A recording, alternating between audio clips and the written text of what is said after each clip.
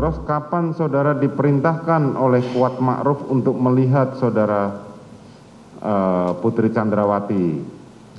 Setelah itu Om Ricky pergi sama Om Richard, terus di rumah Om Kuat nyuruh saya untuk ngelihat ke atas dalam keadaan ibu. Untuk melihat keadaan saudara Putri Chandrawati. Siap. Terus saudara melihat Putri Chandrawati sedang tergeletak di depan kamar mandi. Siap. Terus saudara sempat dengar bahwa saudara Kuat melarang Joshua. Apa yang disampaikan saudara Kuat? Om Kuat berkata, oh Yos jangan naik satu langkah gitu. Terus ancamannya bagaimana? Atau ku bunuh kamu? Kalau itu saya tidak dengar. Tidak dengar saya. Saudara tidak dengar? Tidak. Kenapa saudara Kuat melarang saudara Joshua? Saya tidak tahu. Soalnya di atas ada saya sama ibu di depan kamar mandi, terus Om Kuat ngelarang Om Joshua untuk naik ke atas. Terus Om Joshua berkata, Om saya mau jelasin yang sebenarnya yang terjadi gitu. Terus saya minta tolong Om Kuat untuk mengangkat ibu untuk membawa ke dalam kamar. Terus siapa yang menghubungi saudara Ricky? Ibu minta tolong. Coba saudara cerita dari situ. Setelah didudukkan saudara Habis Putri, itu saya masuk ke dalam kamar ibu, terus beres-beres kasur yang berantakan, terus saya nidurin ibu sama Om Kuat, minta tolong Om Kuat. Terus lama-lama ibu nanyain HP mana At gitu kan. Terus Om Kuat nyariin HP-nya ibu, terus ibu nyuruh nelpon Om Ricky atau Richard. Terus ibu yang buka kodenya Om Kuat, tapi ibu yang ngomong kodenya sandinya gitu. Terus yang kalau udah nyambung dikasih ke ibu. Terus ibu nelpon suruh Richard atau saya nggak tahu siapa yang ditelepon, tapi nyuruh pulang. Terus ibu nelpon 2 kali, disuruh cepet-cepet pulang Om Ricky sama Om Richard. Terus Om Kuat nyuruh saya untuk nutup pintu kamarnya ibu semua. Saya tutup, Om Kuat saya tidak tahu kemana selanjutnya. Habis itu Om Kuat naik lagi ke atas nanyain kondisi ibu. Lama-kelamaan Om Ricky sama Om Richard datang. Langsung naik ke lantai 2. Terus tanya, Bi mana ibu-ibu? Di dalam. Terus Om Ricky sama Om Kuat masuk ke dalam. Habis itu Om Richard bertanya ke Bibi, saya ada di depan kamar mandi, itu kaca, Bibi Susi kenapa nangis? Saya jawab, ibu lagi sakit Om. Habis itu saya turun ke... Siapa yang nanya begitu? Om Richard. Oke, terus? Terus saya turun ke kamar saya ART di dekat garasi samping. Saya santai di sana main HP. Habis itu saya tidak tahu urusan mereka di atas. Terus lama-kelamaan Om Ricky nanyain Om Joshua mana gitu. Terus saya bilang saya nggak tahu Om. Terus Om Ricky keluar.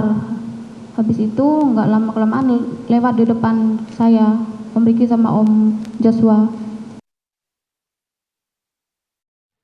Baik, dari keterangan disampaikan oleh Susi ini mungkin saya bertanya dulu kepada Pak Ahyar. Pak, sebenarnya ini akan meringankan atau memberatkan posisi dari Kuat Ma'ruf atau juga Ricky Rizal ya?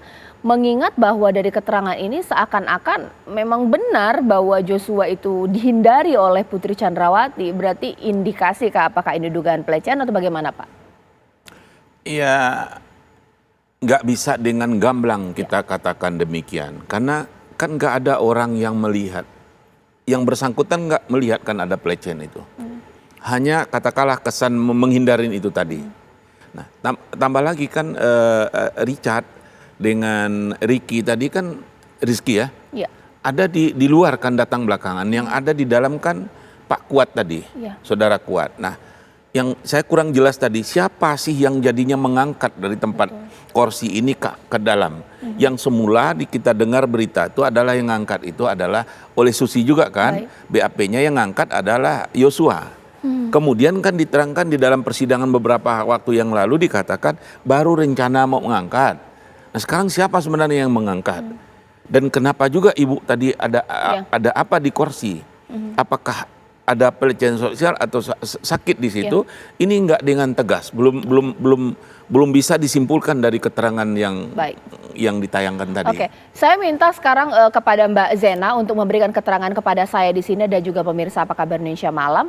Ricky Rizal sebenarnya tahu tidak ada dugaan pelecehan seksual atau juga memang Joshua ini akan mau dihabisi atau dieksekusi, Mbak Zena? Baik, Ricky Rizal semenjak di Magelang tidak mengetahui karena dia sudah menanyakan juga kan kepada Joshua. Tidak dijawab, hanya bilang enggak apa-apa bang. Karena saat itu Bribka Ricky Rizal menanyakan ada apa Jos. Namun Joshua menjawab tidak apa-apa bang. Itu di bawah dan sekaligus di atas setelah bertemu dengan ibu juga dijawabnya sama, tidak apa-apa bang. Mungkin waktu di bawah cuma dijelasin bahwa iya nggak tahu tuh Om Kuat marah-marah sama saya. Seperti itu ya.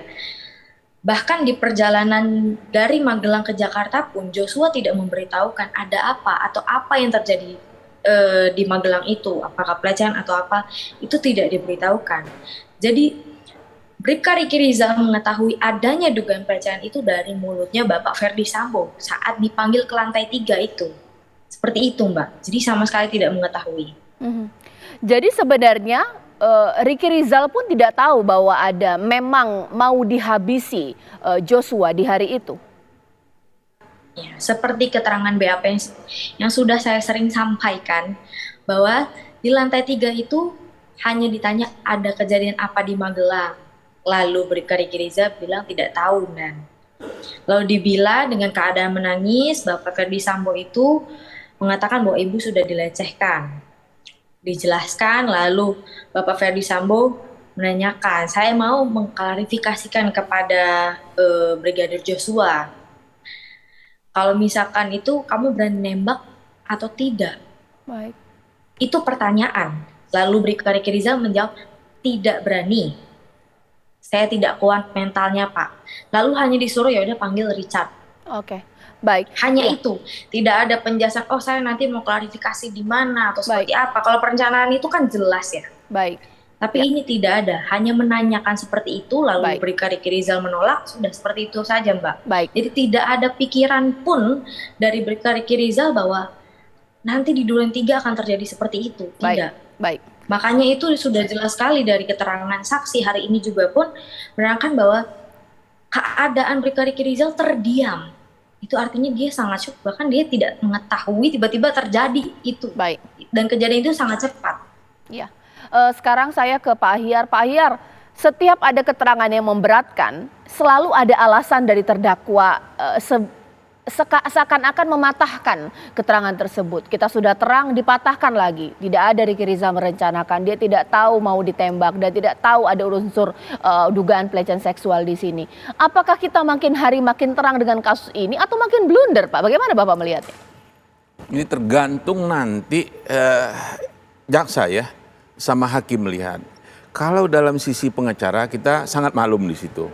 Pasti akan bertolak belakang dengan dakwaan daripada JPU jaksa, itu wajar saja, seharusnya demikianlah. Nah tinggal tadi kuncinya di situ, Caca, yang harus kita lihat ini kan 340, 338, Yungto 55. Orang yang turut serta melakukan tindak pidana. Jadi turut serta itu penyertaan ini tadi, itu ada yang orang yang melakukan, yang menyuruh melakukan, yang turut melakukan. Siapa yang menembak, siapa yang menyuruh menembak, siapa yang ikut berpartisipasi terlaksananya penembakan itu. Peranannya di mana, itulah yang dilihat nanti orang ini turut serta atau tidak. Turut serta artinya ada nggak peranannya terwujudnya suatu peristiwa pidana itu. Kalau ada, dia akan diminta pertanggungjawaban. Tadi coba ada sedikit clue mungkin yang bisa diperdebatkan oleh penuntut umum dengan penasihat hukum. Itu ketika RR ini dipanggil oleh Pak Sambo, ditanyakan dilecehkan, kamu mau nggak suap nggak menembak? Tidak siap. Tolong panggil. Nah apakah dipanggilkan?